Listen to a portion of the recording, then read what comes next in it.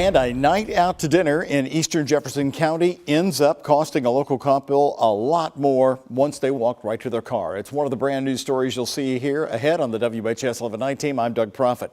The two were hosting some family members in town when they drove off from dinner and noticed something wasn't right and missing. WHS 11 team's Ford Sanders is talking to the stunned car owner and police.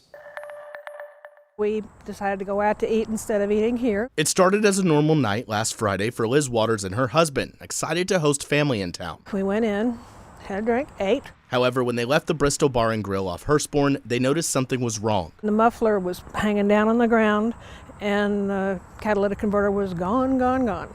She says it looks as though the thief was able to take their catalytic converter with ease while they were eating. It was a clean cut, probably a handheld skill saw or something. It's something Sergeant George Jetter with the St. Matthews Police Department is seeing happen across the city, but says it's a crime that's hard to avoid. There's really nothing definitive that you could do to prevent this from happening. However, being able to park in well-lit areas or parking closer to where you are. But even the best of the rules are proving tough to follow. Waters did park in a busy lot and they left at 7:45 before it got dark that night. Jetter says there's been a decrease in catalytic converter thefts recently, but they're still seeing at least 3 to 4 reports a month in St. Matthews, noting the average price these parts are selling for is over $150. This is the Waters car that the theft happened to. It may seem like a normal Jeep Grand Cherokee. However, if you take a closer look at the bottom, you see a muffler that the thief cut out in order to get to the catalytic converter. When they cut over here, the pipe fell down.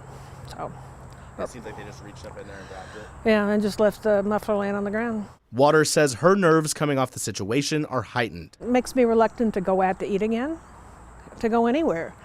You know, I went to Kroger yesterday and I'm like, looking around. Sergeant Jetter says if this happens to you, call first responders and don't get involved. If you find someone that's actually in the process of removing the catalytic converter, then you absolutely need to call 911 and not confront the individual. For now, Waters is keeping an extra eye out, hoping this never happens again. In Louisville, Ford Sanders for the WHS 11 team on your side. And Waters told us she is working with police to file a report about the theft. Last year, Louisville Metro Council approved an ordinance aimed to prevent these kind of thefts. The ordinance restricts scrap yards and other businesses from buying a catalytic converter that's separated from a car unless the seller has the proper records.